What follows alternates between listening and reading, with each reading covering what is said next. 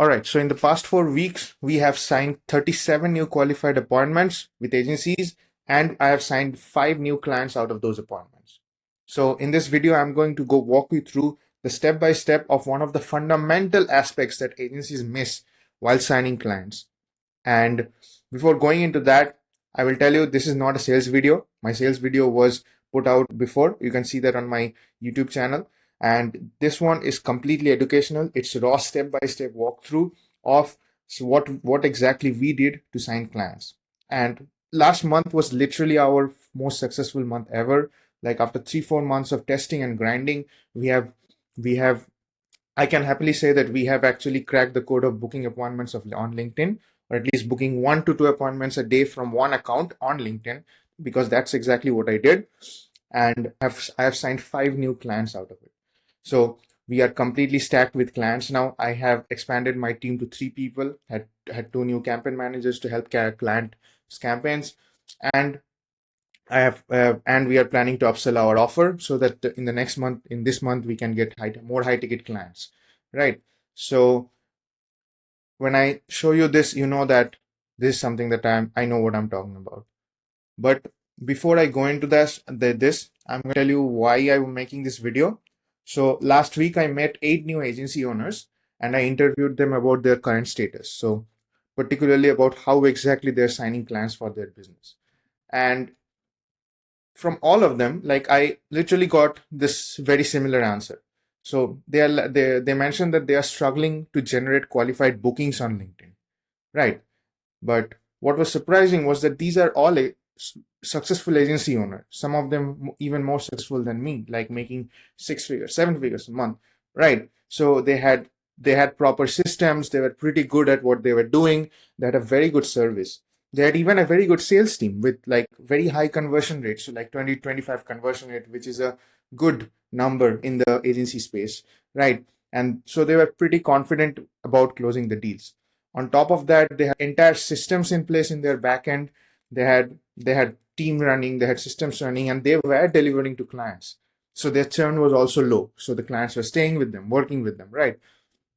But the biggest bottleneck that they had was that they were not getting in front of the right people on LinkedIn.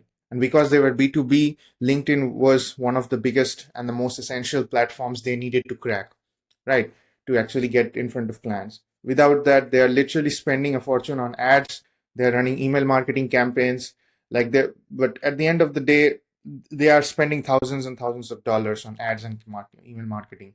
But they were only getting 2 to 3 proper conversions a week, right? So, and then I asked them, like, what exactly is holding you back? What exactly is the biggest bottleneck in your acquisition? And most of them had very mixed responses because they were not sure exactly what is holding them back. So some of them like, hey, we are targeting multiple different niches like automobile, e-com, solopreneurs, personal brands. We are targeting multiple niches, so our targeting might be off. Then some of them were like our messaging were off because we are maybe we are not writing the no, we are not our offer is not resonating with this niche. We are not writing the right messages. So there were all mixed responses. So what I did was that I decided to create a step-by-step video on what exactly we do to book 22 to 35 qualified appointments a month. And what I'm going to do, this is like a raw walkthrough, as I said, step-by-step process of how exactly we do it inside the agency. And this is directly from inside my own team. How we actually run the steps is behind the curtains, every single thing. So you're not going to miss anything. I'm not going to edit anything out. And what I'm going to do is that I'm going to break down these videos into modules, and I'll cover all the process in my upcoming videos. So you will be getting anywhere between, let's say, 1 to 2 videos a week in the coming weeks. And I know that a lot of successful people in this space making 6 to 7 figures are also making these kind of like walkthrough videos on their systems. But you need to realize that many of these agencies who are making these videos are running a done with you offer. So they are info products business, right? So what they are showing in this free content, in this free video, they are like what they used to do back when they were done for you. So when they were running this system actually for agencies, which was like 2-3 years back, and they're again teaching these systems inside their community, and which have like hundreds and hundreds of people. So by the time this system is put out as a free content, they have already passed through multiple people, and they have already saturated the market, right?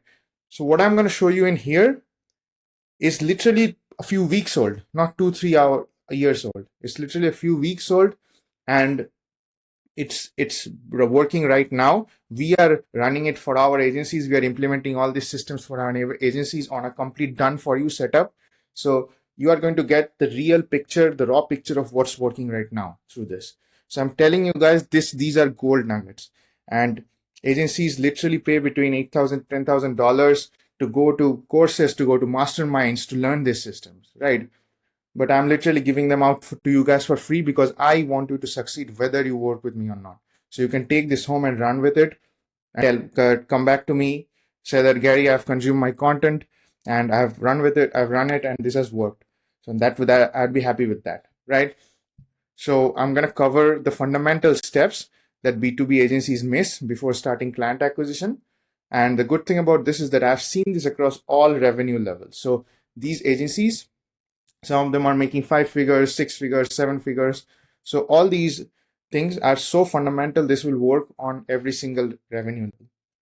And the best way to get our results out of this is to learn and implement it right away.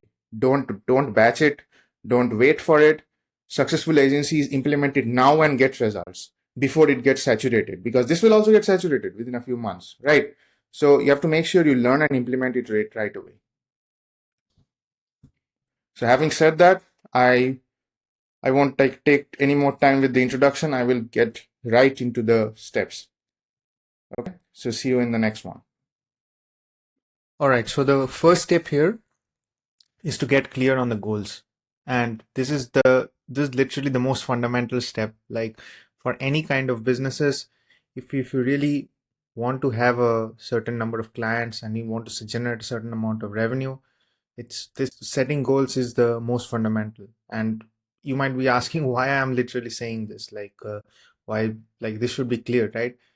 But you won't believe, like, I literally have calls. I come on the sales calls with clients and and with prospects, and then I ask them, hey man, how much do you want to make in the next 6 months? Or how many bookings do you want? How many clients are you looking to hit? Like, I literally get responses like, I will take any clients that you give me.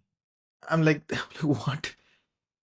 Like, you should have a clear goal. Like, you should have a tangible outcome of where you want to see where you want to see yourself in the next like 6 to 12 months. If you don't, how can we help you hit that outcome? Right. So there is a quote by Michael Jordan, where he says that something happens 2 times. Anything happens 2 times. Once in your head, in here, and second in reality. So if you don't first think in your head and set yourself as a goal for that, set a vision for that, it will never happen, right? So start with the goals. So what we do with our clients is that we make sure, and this we do on the sales call itself, on the discovery call, all the intro call. And if they don't have goals, we don't qualify them as fit for working for us, right? So in order to qualify, you must have a goal. The first thing is to break down that goal, right? So the way you can do it is based on what is your revenue, because we are in the ROI based agency space. We do it on revenue. So what we do is that you break down your goal based on how much revenue you want to make by the end of the year. So let's say your goal is to hit 1 million. So for that, if you have an average deal size of 7,500 to 8,000 per client, so that's kind of the nominal ballpark of the lead sizes that we have seen. Most of the times, the deal sizes vary between, let's say, 6K per month to 10K per month. So I just made an average of 7.5 grand to 8,000. Okay, so you will be needing 133 new clients with an average deal size of 7,500 to 8,000. All right, then you need to adjust for the cancellations. So making sure like how many clients actually stay with you till the end of the year and how many leave. So general market standard for that is 20%. So you would need 166 clients to account for all the drop-offs. in order to hit those 166 clients, you need to make certain number of sales calls. So having 25% conversion rate, which is basically the most like the market standard for agencies, and most of our prospects have that.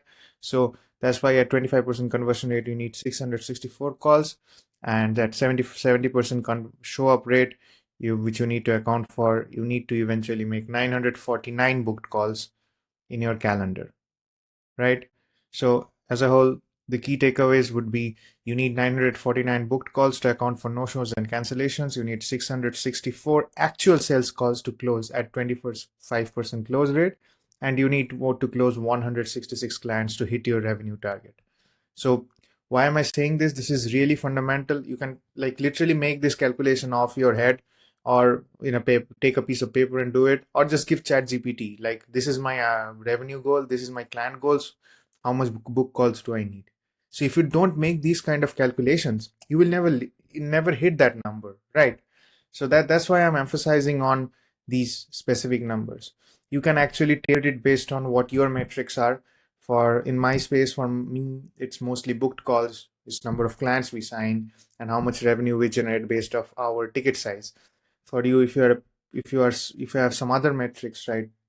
Let's say for an ad agency, if you have click-through rates, cost per lead, how much cost per lead you need to bear, how much click-through rate do you need to have, how much it will take to acquire a client, so cost per client, how much your CPS would look like. So just just lay down all the numbers that you need to have in order to hit that goal.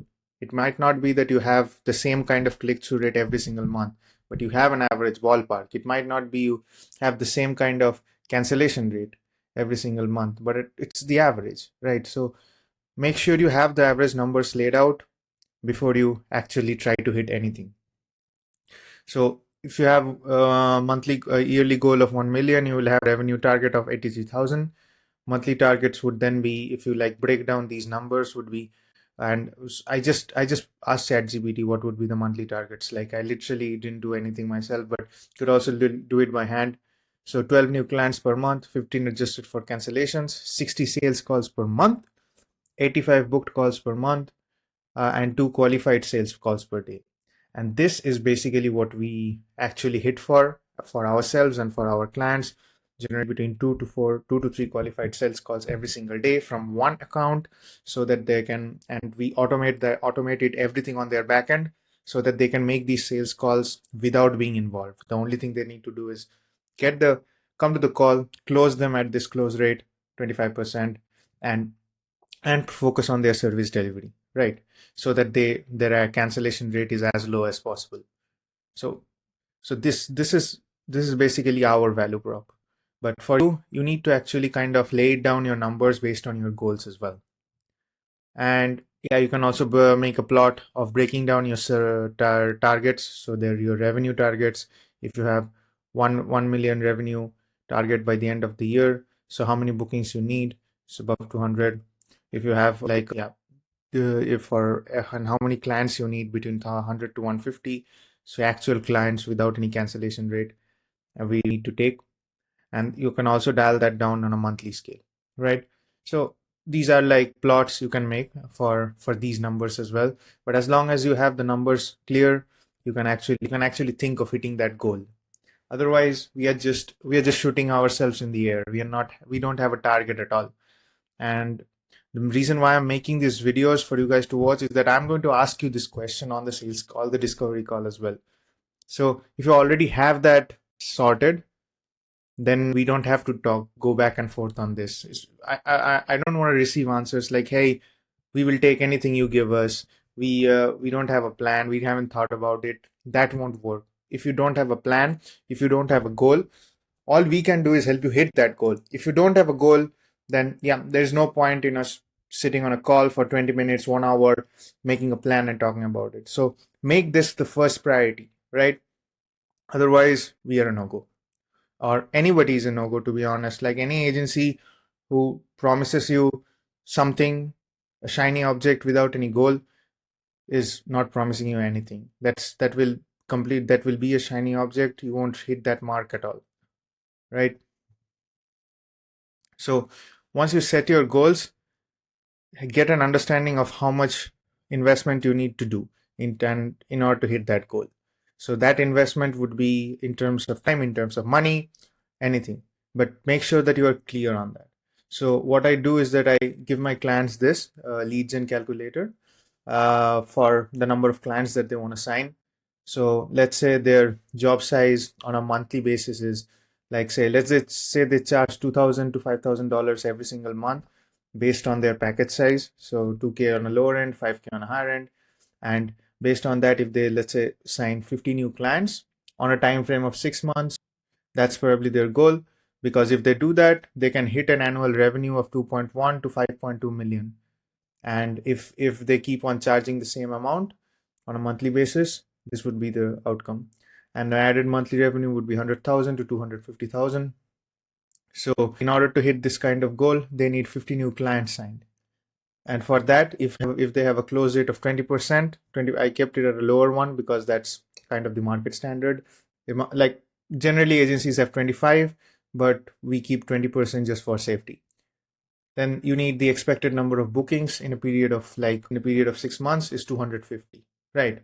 If your target was half of that 1 million, then you would need anywhere between 120. If your close rate was good enough, that would be 100 to 120.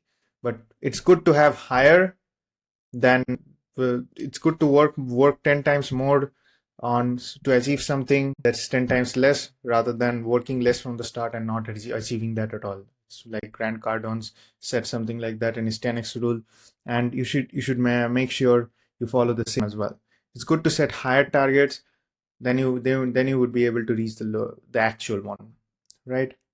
So let's say in terms of investment, how much ROI does this make for you, right? So if you have anywhere between 100,000 to 250,000 and you are actually hiring, like, say, an agency, or you are hiring a lead gen agency or a marketing automation agency to help you set that goal, right? And then you would want to have an ROI like of 10:1, right? So if they help you get to 100,000 a month, then you make sure that you don't pay them more than 10K, right? Or even if you want to have an ROI of 10:1, right? So every $1 you spend on the agency, or every $1 you spend to get your leads, you get $10 back. That is the ROI. And then you can break down the service cost of the agency you're working with as $10,000, and then you can break it down into the setup total booking cost. So basically the number of calls they book for you as 5,000 per month, and setup plus management costs as also 5,000 per month. So for us, we only take this one on the first month because we want to make this as comfortable as we can for our clients. So we don't do on a per month basis, and only for the first month setup cost, and we put the management cost and the booking cost on the performance basis. So here, and we calculate this number, this total service cost, we calculate based on the ROI. So if you should do the same if you're actually hiring an agency or if you're hiring an in-house team. Make sure that your overall expenses is 10 times less than what you get back, right? So if your goal was not 10K at 100,000, it was just 10,000 or 5,000 or whatever, then make sure that you, like, if it was 5,000, then make sure you pay them 500 per month, so, or even less than 500. So make sure the 10:1 ROI is persisting and it is maintaining every single month. It's not that you're working for an agency and then they start charging more for the softwares. If they start charging more, you stop paying them. Then, hey, we were paying this much amount of money. Let's say you're paying $80 per month for a software subscription, but suddenly they increase it to 100. Then, hey, why is that the case? Don't let your expenses go more than 10 times less as your revenue, right? So make sure this ROI is persisting. All right. Once you set, so that's how you are going to set the expenses, the investment, right? And the next thing is, once you have the goals clear, your investment clear, you want to break it down into measurable action steps. So this is something that we provide to our clients for goal setting. So what we do is that we set up their monthly revenue targets, we set up their average client value, so the deal size, what is their deal size, the number of clients they need per month in order to hit that, the one that I already showed you in the initial goal planning. So if each client is worth 7K, you need 12 clients per month in order to hit that 1 million, for example, right? And we already went through that on the goal setting. The next thing is the key performance metrics we're going to track in order to get those clients. So these are the metrics that we track to make sure that we are hitting that goal of, let's say to 30 to 40 bookings, or whatever the booking number is, like 30 to 50 bookings per month, or at least 4 to 5 clients a month, or whatever the target is. So these are the metrics that we are tracking: outreach volume, total number of messages sent, content creation, the number of posts and articles that are published. We give these tracking sheets to our clients to actually make sure that this is on point. Or you can use softwares to do it. So there are softwares like Taplio or Leo who actually measure the number of posts and articles you publish. They also measure engagement activity, like the total number of comments and the interactions on posts. You can have a quick look. Let me see if I can open this up, my Taplio. So if you have these metrics on point, you can actually measure them as well. That's the goal of this. So you can literally go to your stats on Taplio and you can see how your posts are performing, how many followers, how many engagements, how many posts you signed, how much was it more than the previous period, what are the top 3 posts. So based on the top 3 posts, you can actually model your next posts so that this gets engagement from your ideal prospects, right? So you can actually model the same post. You can go to ChatGPT. You can just ask ChatGPT, hey, model posts like this for me. Or you can literally train your entire ChatGPT or Perplexity or whichever tool that you're using, whichever AI model that you're using, you can just train them based on these posts, these style of writing or language that you use, and you can generate them and generate more, right? And then for this, if you are using Taplio, you have I have literally my post measured and sorted out in terms of everything, like views, engagement percentage, likes and responses. And I also actually break down my post into the kind of content that I'm generating. So if I'm generating storytelling content, educational content, and what I can do is that in order to see which one is performing best, I sort them in terms of this. So let's say which one has the maximum engagement. So I know which content types, like the unpopular opinion, educational, lead magnets, these have the maximum engagements. So what I do is that I model my next posts based on these top 3 or top 4 post kind types, right? So it's important to break them down into what kind of posts they are, which kind of post is performing best, and which post is performing best, right? So you have the content creation and the engagement activity broken down. Positive reply rate, very, very important. How many people are responding to you, to your messages? So whether be it outreach message, whether be it inbound message, so how many people are responding to that? And what you would like to do is you would like to break this down. So how many people did you send outbound messages, like those are the complete cold leads, like the people who messaged for the first time, those are like outbound. How many people who responded to your content or engaged with your content and then you message them, those are like inbound. Or maybe they messaged you, so those are like inbound. So you need to break them down to see how your outbound activity and your inbound content creation, how both of them are working, right? So for me, in my tracking sheet, I actually do the exact same thing. I can show you if you see my own tracking sheet. So I break them down into who were inbound. So initiate inbound when the people who received the first message after they respond to my content. So inbound leads who were initiated. So the only initiated ones are the outbound ones who just received my first message. They are like super cold leads, right? So you would like to break this down, and more you actually break them down, or more you actually make your metrics more streamlined, the better understanding of your data you will have. So make sure that your numbers are not mixed up. So you separate the kinds of people who respond to your outreach messages, who respond to your content. You separate them and find out which one is performing best, right? So the more you actually segregate the data or separate out the data, the more pure your data will be, and the better you would actually gauge your campaign, the better you will measure your campaign. And the better you measure your campaign, and I'm going to make a separate video about this tracking, measurement, every single thing. We do it extensively in our program.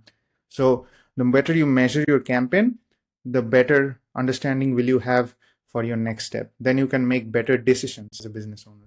Otherwise, you're just in a chaotic situation, you're in a chaotic mess, more and more data, and you're just in a pretty bad situation, right? So you cannot make decision for your business, you don't have a fixed goal to hit, right? And then you would never hit that goal eventually.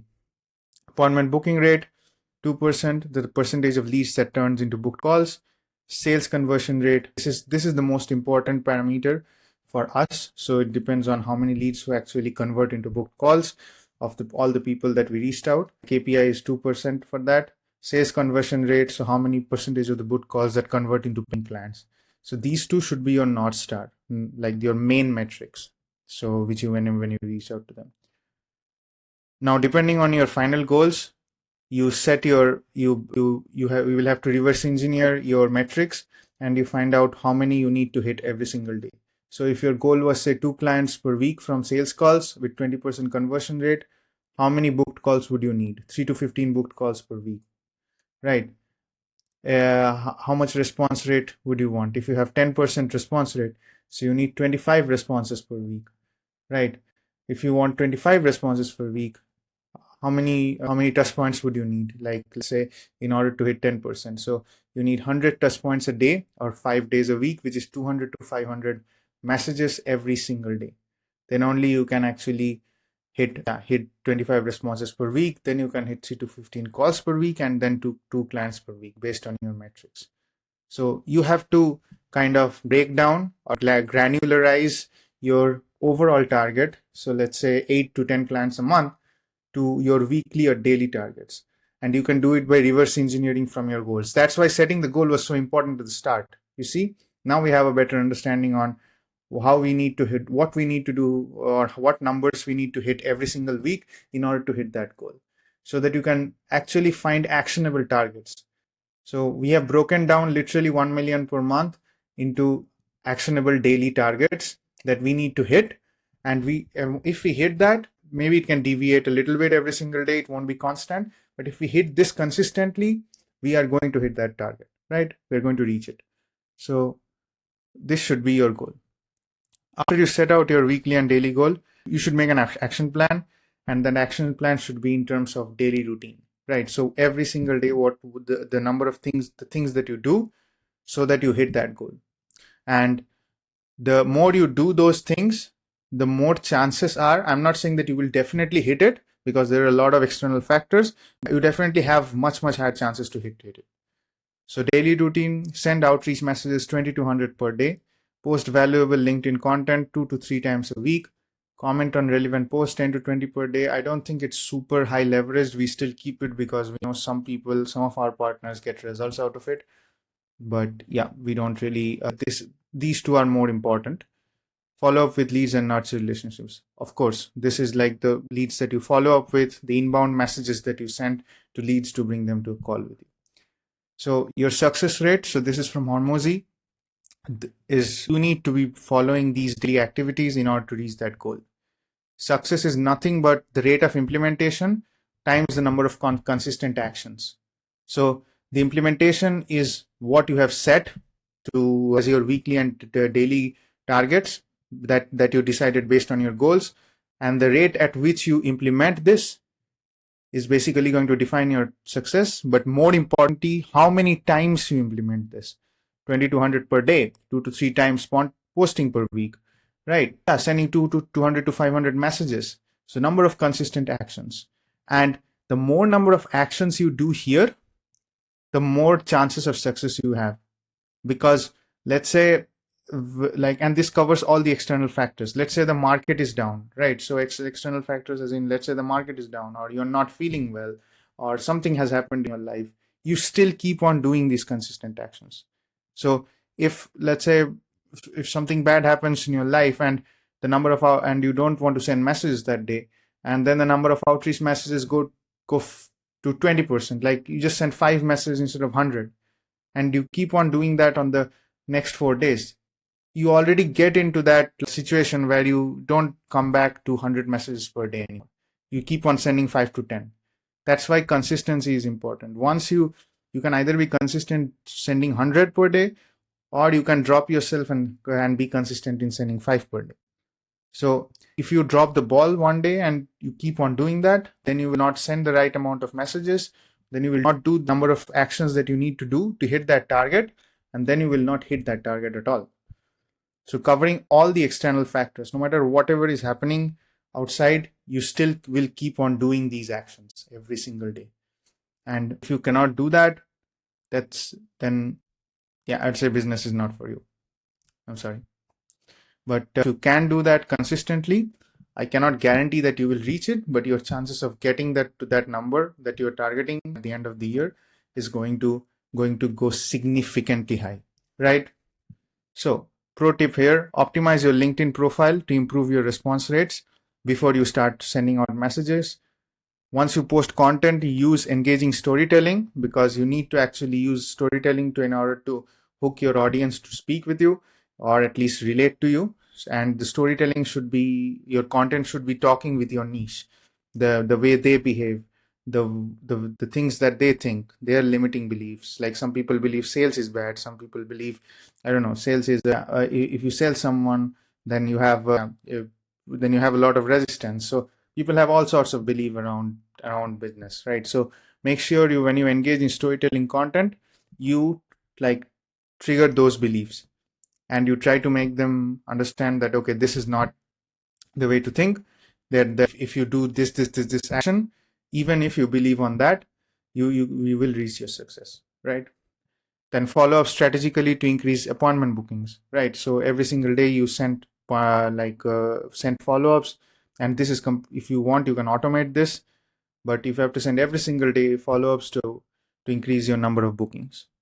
So at the end, your success for formula based on Hormozy's principle is basically comes down to revenue. And if you actually break them down into numbers based on what we did here, is revenue is equal to outreach volume times positive response rate times booking rate times sales conversion rate times client value. Most of the people that I speak with have already fixed their client value, have already set up their sales conversion rate. The only three things that they struggle with is these three.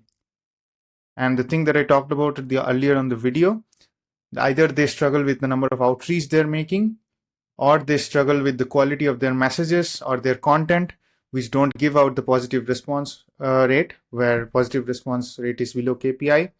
And if the positive response rate is below KPI, then chances are that your booking rate is also below KPI. So these are the three things that you need to be absolutely sure that you are tracking and you are optimizing and you are like rigorously making sure that these three are on point, especially for LinkedIn. For LinkedIn, the outreach volume, the response rate, and the booking rate, these three are the most critical metrics that can either make or break your business, because these will control whether you have the enough number of clients, whether you have the enough cash flow to actually grow your business the way you want. These two things you already have. You don't need to worry about this. This will happen whether you get bookings or not. The only thing is to make sure that you book enough number of bookings by outreaching to enough number of people and keeping your booking rate high, right? So the more you engage, the more calls you book. That's what I'm saying in here. And the more calls you book, the more clients you sign. And this is basically the secret formula for LinkedIn. It's not ads. It's not SEO. It's nothing. It's how you engage with your right kind of niche so that you have higher positive responses, and how many times you engage with them so that you have your higher booking rate, right? So and also outreach volume. So that's how it works. And this is the end of the goal setting. In the next part, I'm going to go to setting the foundations. So once you have a goal clear, how do you set the foundations, build the platform on which you can actually start thinking of booking appointments with your ideal market or ideal niche, right? So having said that, let's go to the next one. And once you have the goal setting clear, this next step is the setting foundations. So the first step of that would be to actually fix your niche, right? So niche is anything that is a subsegment of the market that you are targeting and you can deliver best results for, right? And this is very important for you, Like if you always need a niche. Sticking to a vertical is not enough, or sticking to a market is not enough, right? So you need to narrow down on one particular niche, and then you can be successful, right? So, and I'm going to explain why. So if you have clients but no niche, you definitely need one. Doesn't mean that you have to fire all the clients that you are having right now. Just sign the future clients according to the niche that you pick, right? If you have, on the other hand, if you have no clients and no niche, then you of course need one. But in this video, I'll help you select one, right? So why do we need a niche? So the first thing you have to understand for that is productization. Productization is typically taking a service or a skill and packaging them into repeatable products. Let's say Apple, right? Apple has, let's say Apple selling iPhone. They always sell one kind of iPhone. Of course, they keep on adding features to their next product, but they don't sell different kind of iPhone to different people. Like they won't sell a different iPhone 15 to Elon Musk, and they would sell a different iPhone 15 to, I don't know, let's say Jeff Bezos, or to different people. They have the same kind of product. They packaged all the features, all the specs into one product, into a repeatable product. And that's exactly what I'm telling by productization, right? And once you get this one sorted, like once you have the productization sorted, your operational complexity becomes very streamlined, right? So let's get an example in here, right? So let's say our product is Gap, Graphimed Acquisition Partner. So we help B2B agencies sign 3 to 5 clients a month from LinkedIn, right? So we have one offer. So that is the offer, the one I just said. One sales process. So we actually sell our clients to get bookings on LinkedIn.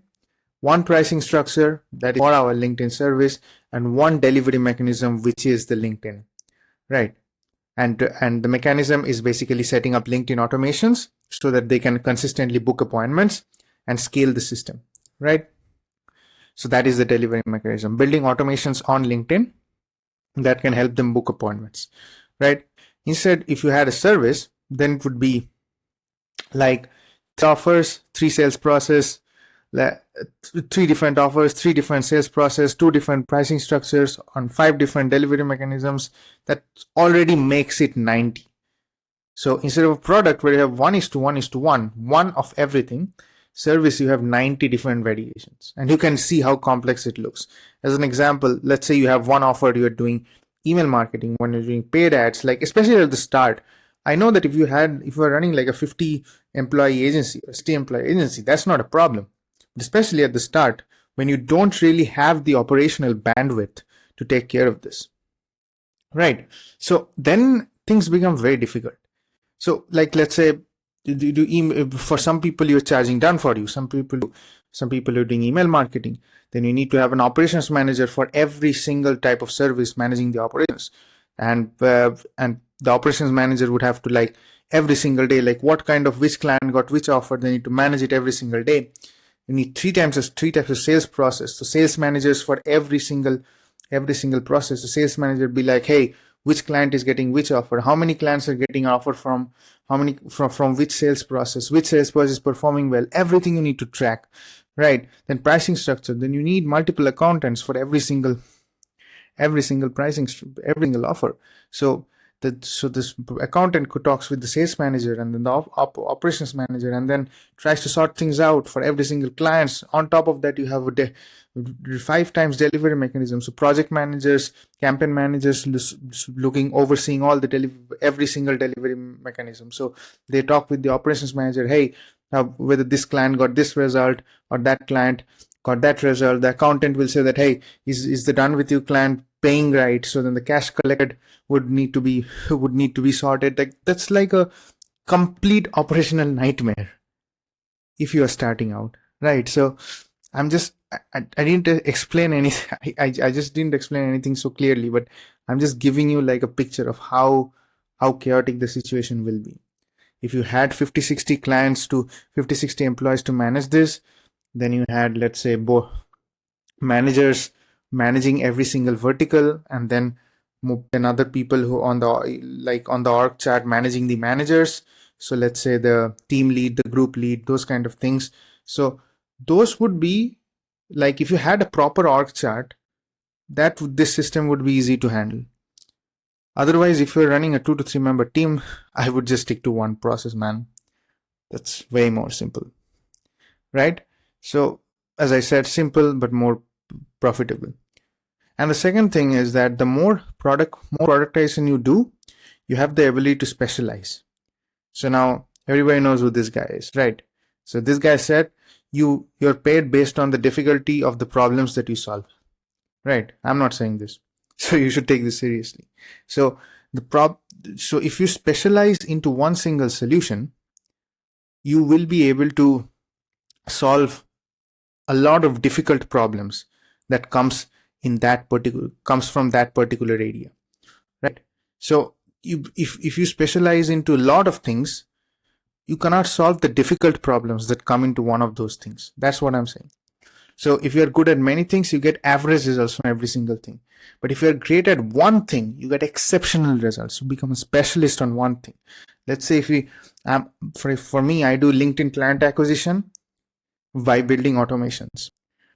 And I can solve all the problems that comes along with consistent client acquisition on LinkedIn, especially for people who are doing outreach, not for people who have big brands, right?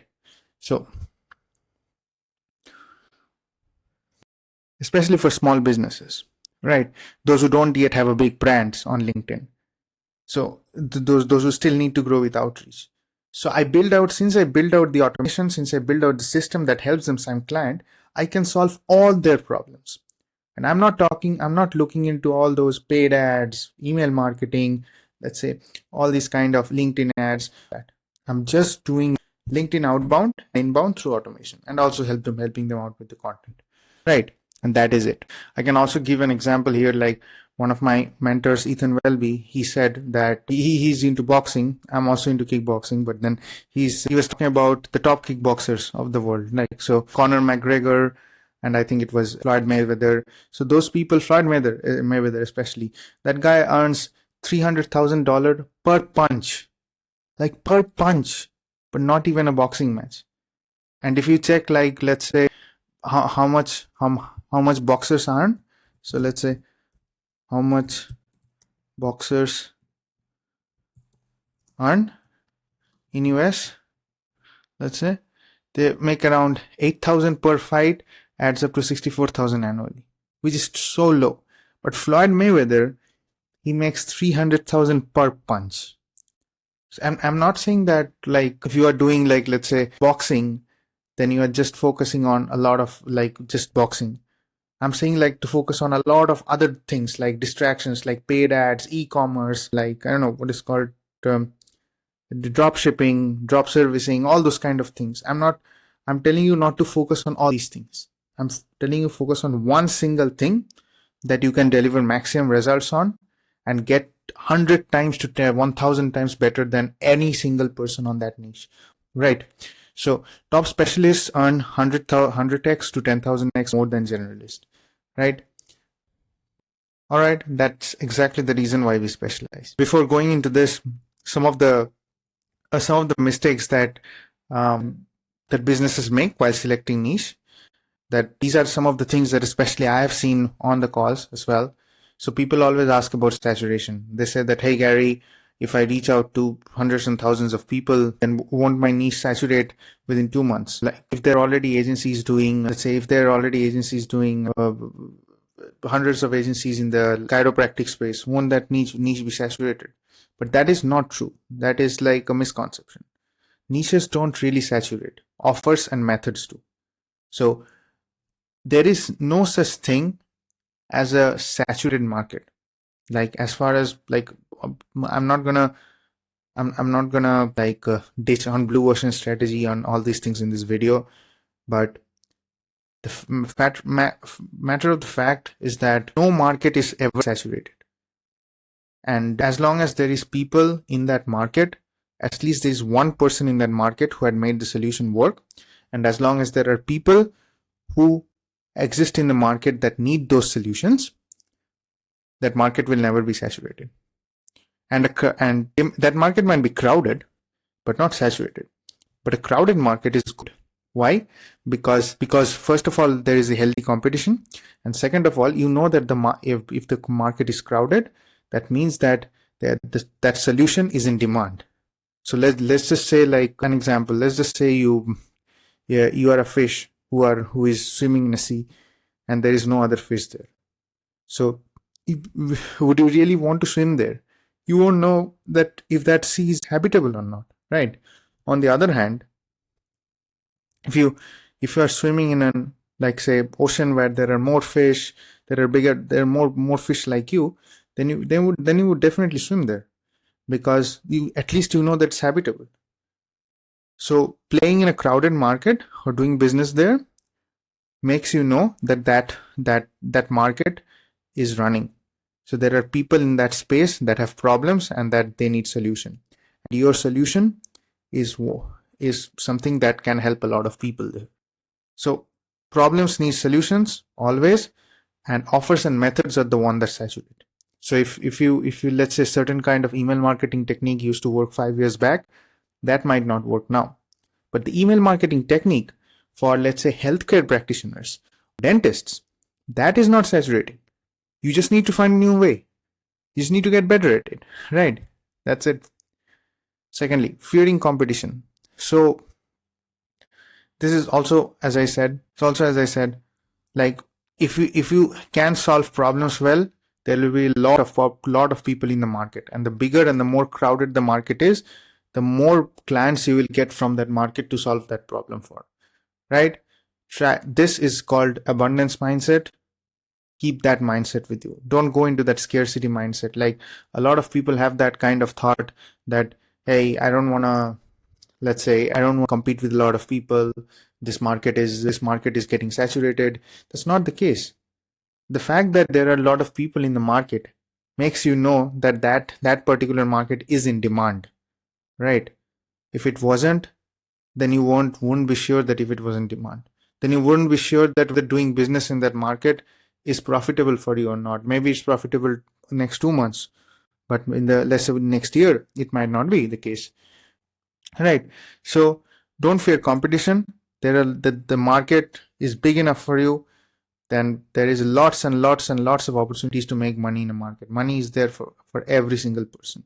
If you solve problems well, you will find clients. Put that mindset into you, and as long as you have that abundance mindset, you will be ahead of 99% of the competition. You have no idea how many people are thinking about competition. Market is not big enough, niche is saturated, and that's literally holding themselves back. All these people who cannot book, like, say, 2 to 3 appointments a day. It's so easy on LinkedIn if you just put the abundance mindset, right? So that's what I'm saying. Ignoring past success. A lot of people ignore their past success or the past client case studies. This is a very, very big mistake. Like, this is literally, I should make this bold, because 8 out of 10 business owners I've spoken with ignored this. They literally have 100,000, 500,000 case studies, right? They don't use them. They don't target the exact same people who they got results for, right? So this is a very big mistake.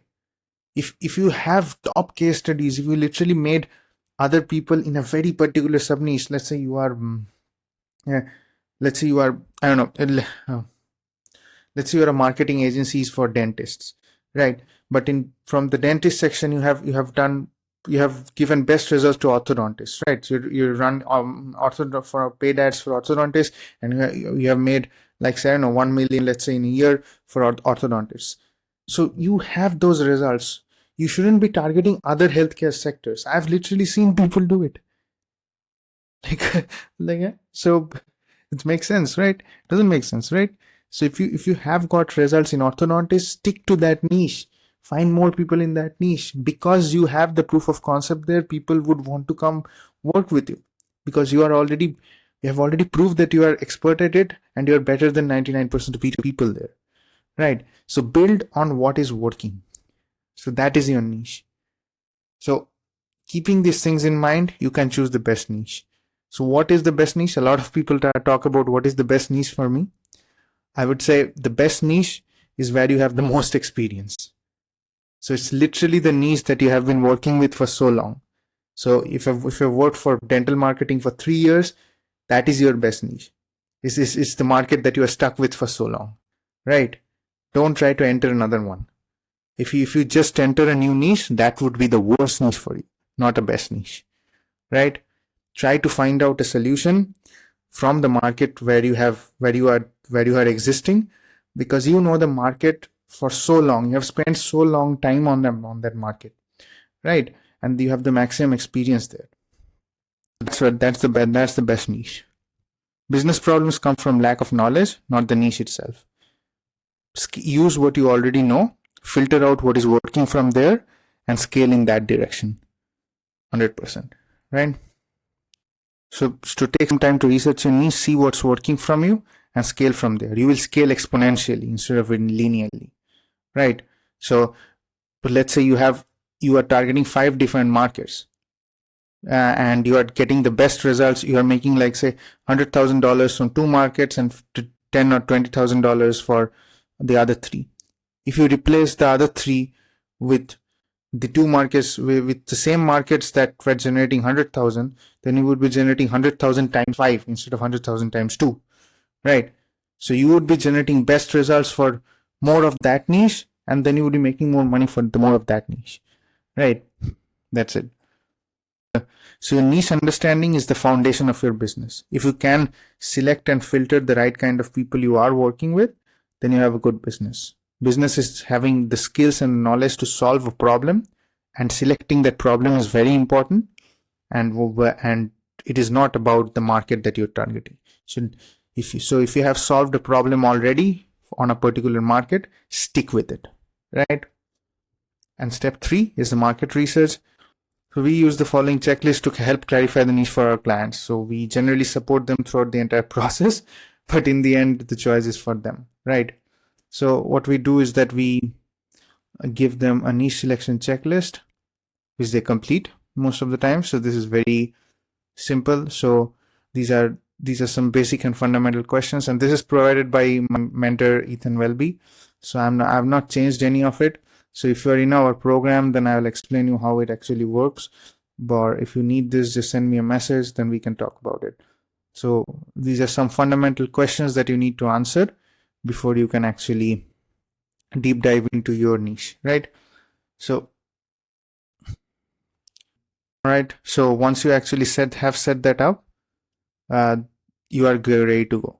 But before that, before you actually select your niche, how will you get this information? A lot of people ask me this.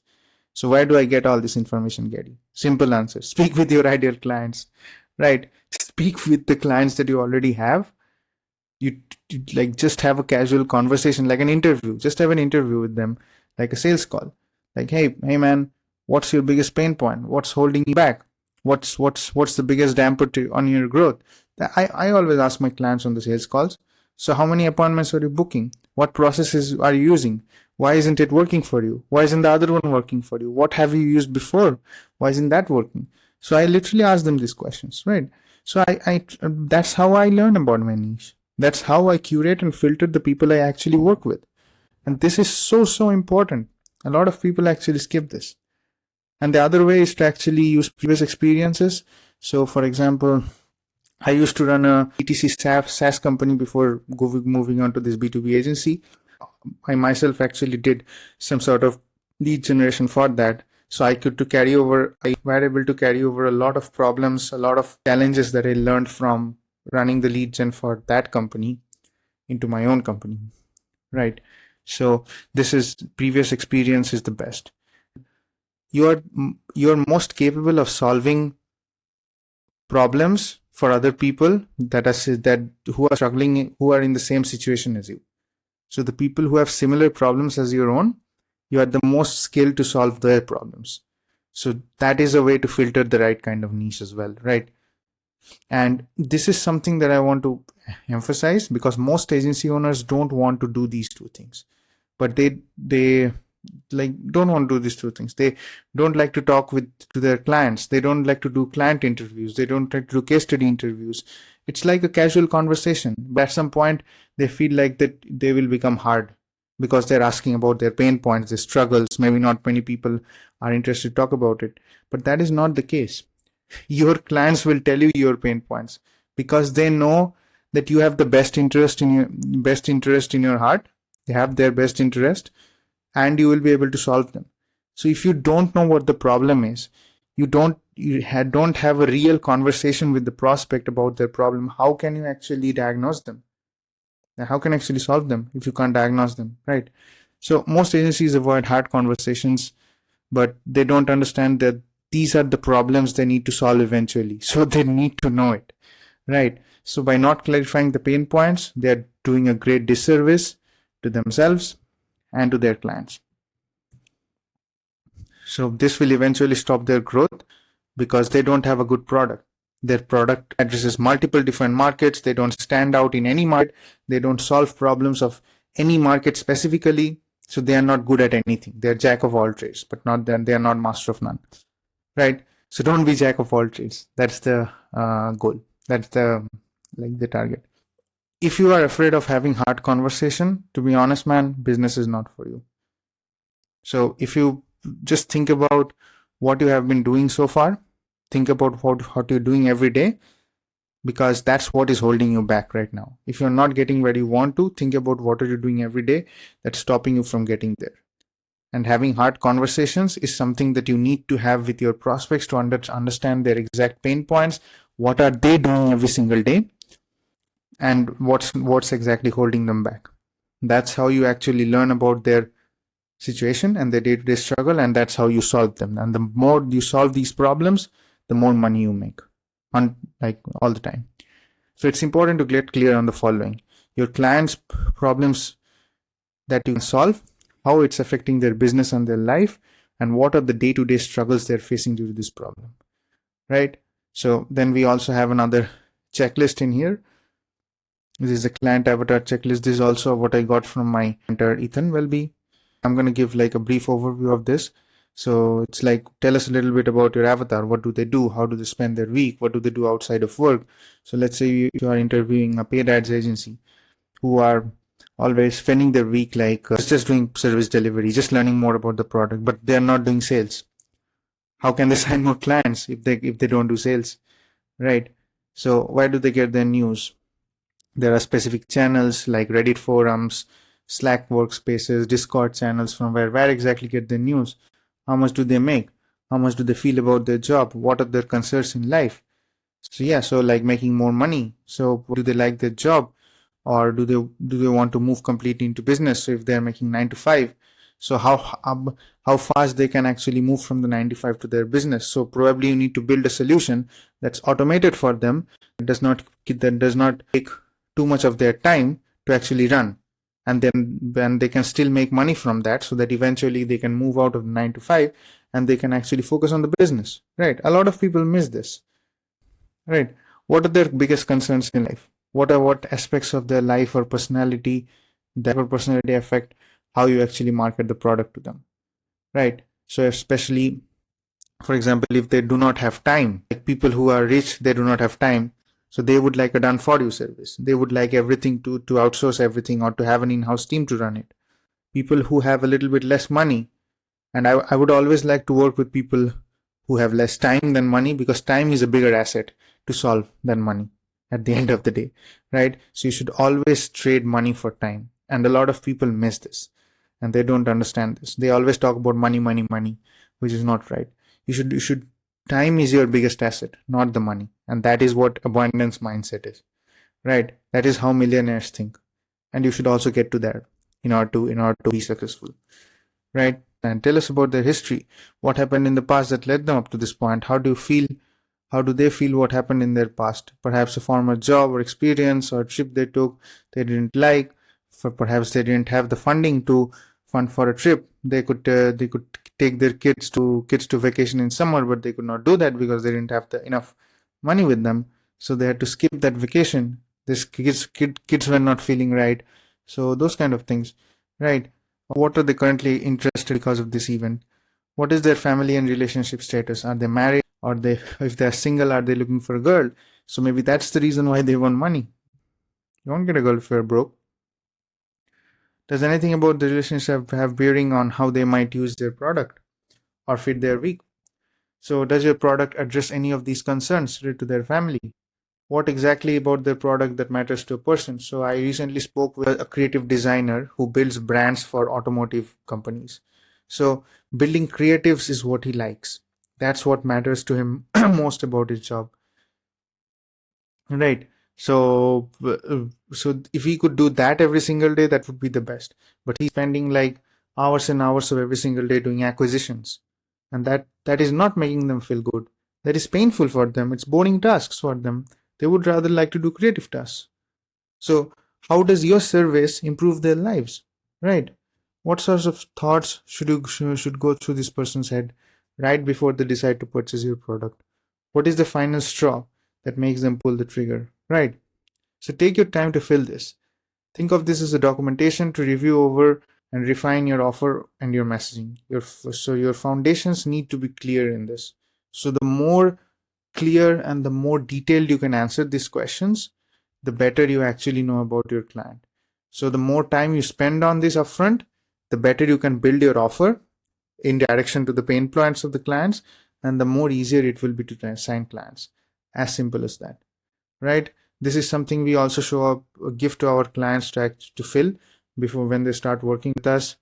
If you need some our help to actually build out your niche, to build out your client avatar, just send me a message and we can have a chat and I can help you set that up, right? So yeah, so that's how it works.